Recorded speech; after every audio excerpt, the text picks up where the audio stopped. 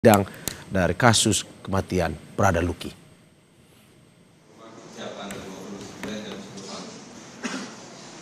Di mana hari ini saudara, untuk jadwal sidang Prada Luki akan dilakukan dengan agenda pemeriksaan 17 terdakwa. Dan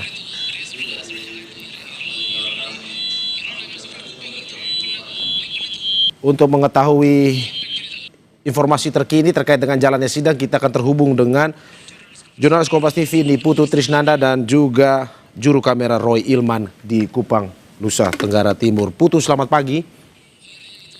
Pagi. Putu, apakah Anda bisa mendengar suara saya? Ya, Mario. Oke, Putu, hari ini bisa Anda jelaskan apa agenda lengkapnya sidang kasus kematian Prada Luki? Ya, Mario, jadi hari ini sudah memasuki pekan ketiga di mana proses persidangan ini kembali dilanjutkan untuk berkas kedua, yaitu untuk 17 terdakwa dengan agenda pemeriksaan saksi sesuai dengan yang ada di berkas yang seharusnya pekan lalu ini memberikan keterangan, tetapi karena berhalangan sehingga baru dihadirkan pada hari ini.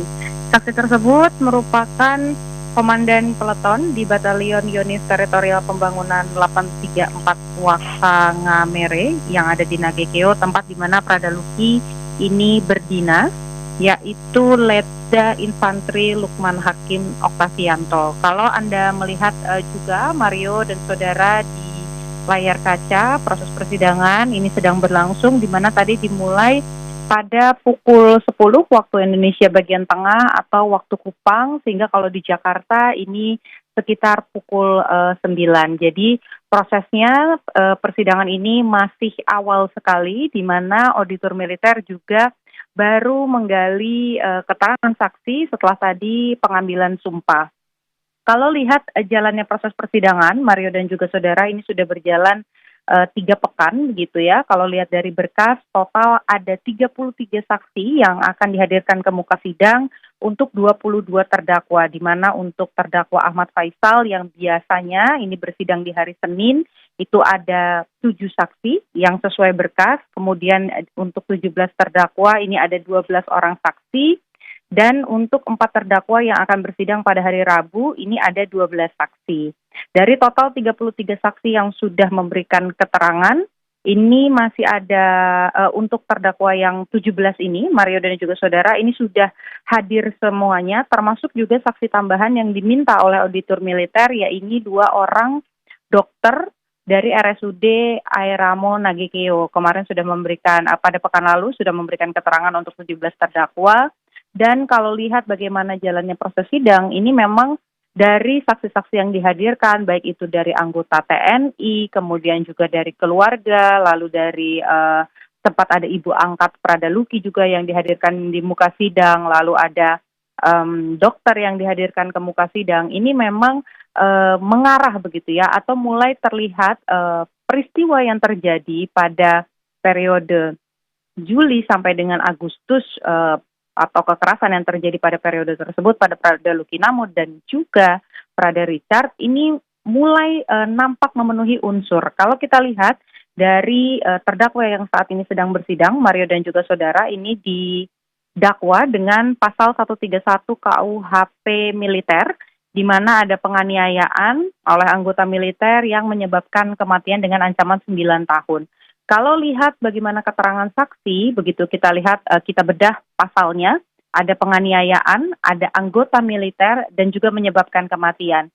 Ini dari keterangan saksi yang kemarin sebetulnya juga sudah disampaikan, misalnya dari keterangan anggota TNI yang pada saat itu melihat, kemudian berada di lokasi di mana kekerasan terjadi, ini memang membenarkan bahwa terdakwa, ada beberapa terdakwa dengan peran-peran yang berbeda tentu saja ini melakukan kekerasan terhadap Prada Luki Namo. Selain itu, selain unsur penganiayaan juga ada bagian dari pasal ini yang menyebutkan soal menyebabkan kematian, di mana kalau kita dengarkan keterangan dari dokter RSUD Airamo, ini ada 2 orang dokter yang kemarin sebetulnya memberikan yang sudah memberikan keterangan juga. Yang pertama adalah dokter satu dokter Kandida Bibiana, Ini merupakan dokter yang menangani Prada Luki di IGD, kemudian juga ada Dokter Gede Rastu Adi, ini yang menangani Luki selama menjalani rawat inap dan juga pada saat di ICU. Ini menyebutkan bahwa penyebab kematian dari Prada Luki itu ada 3 poin, Mario dan juga saudara, yakni infeksi, baik itu yang ada di area luar tubuh, dan kemudian terjadi juga infeksi di area dalam tubuh, begitu pada organ tubuh, gagal ginjal, dan juga kerusakan atau kerusakan pada fungsi limpa. Nah, 3 penyebab kematian tadi itu, Mario dan juga saudara, ini diduga kuat berdasarkan keterangannya di ruang sidang. 2 dokter tersebut menyatakan bahwa 3 poin tersebut atau 3 penyebab kematian tersebut ini diakibatkan oleh infeksi yang tidak ditangani dengan baik dari luka-luka yang ada di tubuh Luki. Jadi kalau kita lihat begitu kembali ke pasal yang didakwakan oleh auditor militer, di mana ada penganiayaan yang kemudian menyebabkan kematian, sebetulnya unsurnya ini sudah terpenuhi dengan ancaman maksimal 9 tahun penjara. Apakah kemudian majelis hakim akan memutuskan hukuman maksimal begitu ya dengan adanya keterangan-keterangan tersebut? Ini belum bisa kita sampaikan, Mario dan juga saudara, karena proses persidangan ini masih berjalan, di mana nanti pada pekan depan masih ada kesempatan jika auditor militer mau menambahkan saksi lagi. Lalu juga di pekan depannya lagi ada keterangan terdakwa, dan baru nanti setelah itu, setelah melewati beberapa proses tersebut, majelis hakim ini bisa kemudian menentukan hukuman apa yang pantas untuk 22 terdakwa yang dibagi menjadi 3 berkas. Ada di Ahmad Faisal yang merupakan komandan Kompi, kemudian ada berkas untuk 17 terdakwa, dan ada berkas untuk 4 terdakwa. Kalau kita lihat sebetulnya yang juga menjadi tuntutan dari pihak keluarga, Mario dan juga saudara, ini sebetulnya berkaitan juga dengan beberapa pihak yang dianggap lalai. Kalau kita lihat memang pasal 132 itu berkaitan dengan penganiayaan anggota, maksud kami 131 itu penganiayaan anggota militer yang menyebabkan kematian. Sementara ada juga pasal 132 yang didakwakan kepada Komandan Kompi dari Prada Luki Namo, yang isinya ini adalah kelalaian atasan yang tidak menghentikan adanya pelanggaran hukum oleh anggotanya, yaitu yang didakwakan pada Ahmad Faisal. Nah, kalau dari pihak keluarga sendiri, apa yang terjadi, kekerasan yang terjadi di dalam batalion tersebut, ini bukan hanya berhenti di tingkat Danki saja, di Komandan Kompi saja, tapi juga meminta agar komandan batalion sebagai pimpinan tertinggi di batalion tersebut juga setidaknya dihadirkan ke muka sidang untuk memberikan keterangan sebetulnya apa yang terjadi, kenapa kekerasan tidak dihentikan pada saat itu begitu. Sehingga kalau dari pihak keluarga ini ada beberapa saksi yang diharapkan juga dihadirkan di muka sidang, salah satunya adalah komandan batalion dari Batalion Unit Teritorial Pembangunan 834 Wakangamere Nagekeo di Flores, Nusa Tenggara Timur. Jadi apakah pekan depan ini akan ada saksi tambahan lagi? Ini kembali ke ranahnya auditor militer untuk memutuskan begitu ya, apakah akan ada penambahan saksi? Kalau tidak ada, maka nanti akan mendengarkan keterangan ahli. Setelah itu baru kita bisa sama-sama mendengarkan keterangan para terdakwa, karena sampai dengan hari ini kita sama-sama belum mendengarkan apa sebetulnya yang menjadi pemicu dan kenapa kekerasannya atau pembinaan yang dilakukan oleh senior dan juga junior di dalam batalion tersebut sampai bisa mengakibatkan luka serius, bahkan sampai mengakibatkan adanya kematian dari Prada Luki Namo. Mario. Ya Putu, hingga saat ini dari informasi yang kita dapatkan juga dari berita di media konvensional bahwa dihadirkan juga Letda Infantri Lukman Hakim Oktavianto, salah satu saksi yang kemarin memang berhalangan untuk hadir. Apa sebenarnya yang ingin digali dari Letda Infantri Lukman ini?